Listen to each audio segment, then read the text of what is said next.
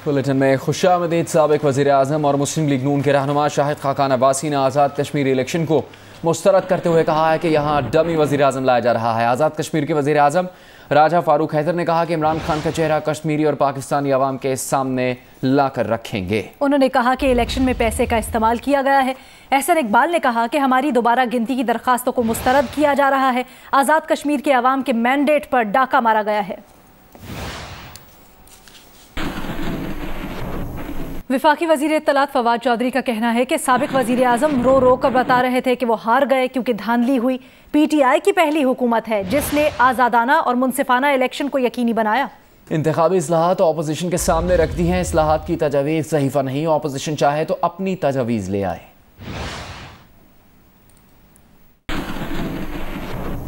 दीगर खबरें शामिल करेंगे। कराची में कोरोना के मस्बत केसेस की शरह 26% से ऊपर चली गई है। कराची ज़िला शर्की में मस्बत केसेस की शरह 33%, बस्ती में 20% और कोरंगी में 21% हो गई है। कराची गरबी में 19, मलीर और जनूबी में 17% केसेस रिपोर्ट हुए हैं।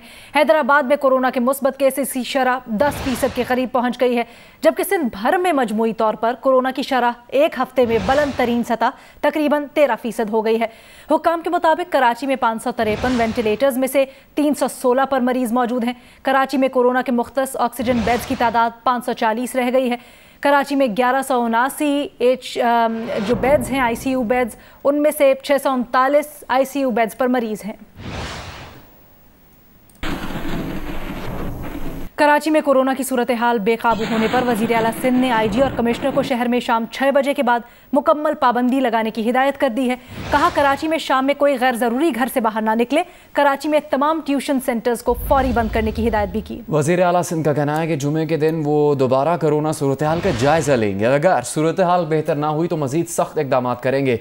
सिंध भर की सब्जी मंडियों में कोरोना वैक्सीन सर्टिफिकेट और मास्क लाजमी करार दे दिया गया। सर्टिफिकेट और मास्क के बगैर सब्जी मंडियों में दाखिले की इजाज़त नहीं होगी। वज़ीर आला ने कहा कि कोविड सूरत हाल पर कोई सियासत नहीं होनी चाहिए।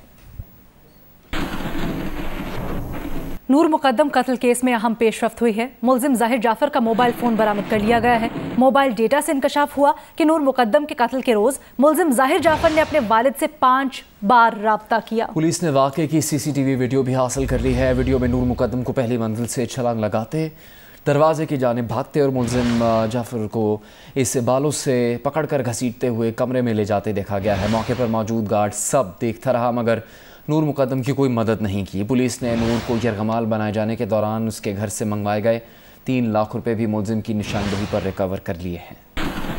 इस्लामाबाद में बेदर्दी से कत्ल की गई नूर मुकद्दम के केस की घुतियां सुलझने लगी। ज़राए के मुताबिक पुलिस ने मुल्जिम ज़ाहिर जाफर का मोबाइल बरामद कर लिया है, जिससे कई अहम सबूत मिले हैं। मोबाइल डाटा से इंकशाफ हुआ है कि मुल्जिम ने जिस रोज नूर मुकद्दम को कत्ल किया, इसी दिन अपने वालिद को 5 कॉल्स की, जिनका दौरानिया 31 मिनट है। ज़राए के मुताबिक आखिरी कॉल नूर के कत्ल के बाद शाम 7:29 पर की गई।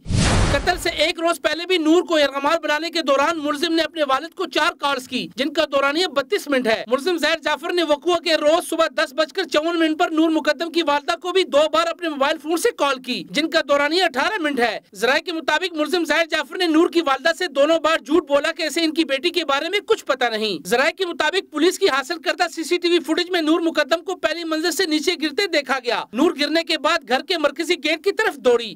मुल्जिम ज़ाहिर जाफर पीछे भागा और नूर को पकड़कर गेट के साथ बने गार्ड के कैबिन में बंद कर दिया। कुछ देर बाद कैबिन से निकाला और बालों से पकड़कर इसे घसीटते हुए कमरे में ले जाकर दरवाजा बंद कर दिया। वहां मौजूद गार्ड ये सारा जुल्म देखता रहा मगर नूर मुकद्दम की कोई मदद न की। CCTV फुटेज के मुताबिक रिहेबिलिटेशन टीम काफी देर बाद मुल्जिम ज़ाहिर जाफर के घर पहुंची, ताहम इससे पहले ही मुल्जिम नूर मुकद्दम का सर तन से जुदा कर चुका था। मुल्जिम ज़ाहिर जाफर जिस्मानी रिमांड पर पुलिस की तहवील में है, ताहम ज़राए के मुताबिक पुलिस ताहाल मुल्जिम ज़ाहिर जाफर का 164 का बयान रिकॉर्ड नहीं करा सकी। ये बयान मजिस्ट्रेट के सामने देना जरूरी है। कानूनी माहिरीन के मुताबिक मुल्जिम की पुलिस हिरासत में इकरार जुर्म की कोई कानूनी हैसियत नहीं। ज़राए के मुताबिक पुलिस ने नूर को यरगमाल बनाए जाने के दौरान इसके घर से मंगवाए गए 3 लाख रुपए भी मुल्जिम की निशानदेही पर रिकवर कर लिए हैं, जिन्हें केस रिकॉर्ड का हिस्सा बना दिया गया है। अयाज अकबर यूसुफजई, जियो न्यूज़, इस्लामाबाद।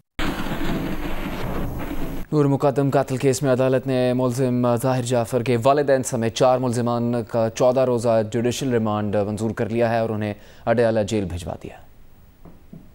नूर मुकद्दम कत्ल केस। 2 रोजा जिस्मानी रिमांड के बाद मुल्जिम जाहिर जाफिर के वालिद जाकिर जाफिर, वालदा असमत आदम और 2 मुलाजमीन इफ्तिखार और जमील को सख्त सिक्योरिटी में मजिस्ट्रेट शुएब अख्तर के रूबरू पेश किया गया। पुलिस ने जुडिशल रिमांड की इस्तदा की तो मुद्दई के वकील ने कोई एतराज न किया। अदालत ने चारों मुल्जिमान को 14 रोजा जुडिशल रिमांड पर अडयाला जेल भेज दिया और 10 अगस्त को अदालत के सामने पेश करने का हुक्म दिया। कैमरामैन नासिर मुगल के साथ अरफा फिरोज जकी, जियो न्यूज़, इस्लामाबाद। आपको बताएं कि इस्लामाबाद में अमरीकी सिफारत खाने की जानिब से जारी बयान में कहा गया है कि किसी भी मुल्क में अमरीकी शहरी उस मुल्क के कवानीन के ताबे होते हैं। अमरीकी सिफारत खाना किसी केस में अदालती कार्रवाई पर असरअंदाज नहीं हो सकता। सिफारत खाना किसी केस में कानूनी मशवरे देने का हक नहीं रखता। सिफारत खाना अपने शहरियों की खैरियत दरियाफ्त कर सकता है और सिफारत खाना अपने शहरियों की मावनत के लिए वकला की फहरिस्त भी दे सकता है।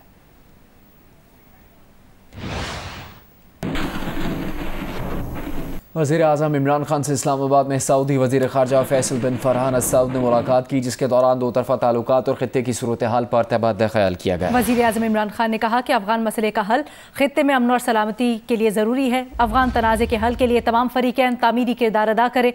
वज़ीर आज़म ने पाकिस्तान और सऊदी अरब के माशी ताल्लुकात की मज़ीद मजबूती पर जोर दिया। सऊदी वज़ीर ख़ारजा का कहना था कि पाकिस्तान और सऊदी अरब के बरादराना ताल्लुकात हैं। दोनों ममालिक के दरमियान 2 तरफ़ा ताल्लुकात मज़ीद मजबूत होंगे। सऊदी वज़ीर ख़ारजा शहजादा फैसल बिन फरहान अल सऊद 1 रोज़ा दौरे के बाद वापस रवाना हो गए। हाफिज़ ताहिर अशरफी, सऊदी सफ़ीर और वज़ारत ख़ारजा हुकाम ने सऊदी वज़ीर ख़ारजा को रुखसत किया।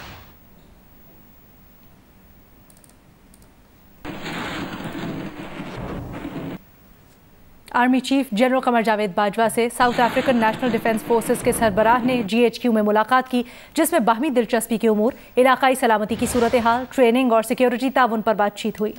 ISPR के मुताबिक इस मौके पर army chief general Qamar Javed Bajwa ने कहा कि पाकिस्तान जनूबी अफ्रीका से ताल्लुकात को बहुत अहमियत देता है और इससे बर आज़म अफ्रीका का एक अहम मुल्क समझता है। उन्होंने कहा कि हम अफ्रीका में इलाकाई अमन और सलामती और तरक्की के लिए जनूबी अफ्रीका के किरदार को सराहते हैं। पाकिस्तान के शहरोज काशिफ दुनिया की दूसरी बुलंद तरीन चोटी K2 सर करने वाले दुनिया के कम उम्र तरीन कोपैमा बन गए। शहरोज काशिफ 2 माह पहले दुनिया की बुलंद तरीन चोटी माउंट एवरेस्ट सर करके पाकिस्तान के कम उम्र तरीन कोपैमा बने थे। K2 और माउंट एवरेस्ट को मतलब कि वो मैंने हर हालत में K2 माउंट एवरेस्ट मैंने करना है। 13 साला बच्चे ने जो कहा सच कर दिखाया। जियो तो ऐसे, जियो तो ऐसे, जियो तो ऐसे, जियो तो ऐसे, जियो तो ऐसे, जियो तो ऐसे। पाकिस्तानी कोपहमा शहरोज काशिफ ने सुबह 8:10 पर K2 सर कर ली। शहरोज ये कारनामा अंजाम देने वाले दुनिया के कम उम्र तरीन कोपहमा बन गए। वर्ल्ड रिकॉर्ड कायम करने वाले शहरोज काशिफ ने 2 माह कबल दुनिया की बुलंद तरीन चोटी माउंट एवरेस्ट भी सर की थी। वो माउंट एवरेस्ट सर करने वाले भी पाकिस्तान के कम उम्र तरीन कोपहमा है। चाहे अंधेरे हो रुके न कभी सफर, जियो तो ऐसे, आए जो गम तुम मुस्कुराओ, मुस्कुरा के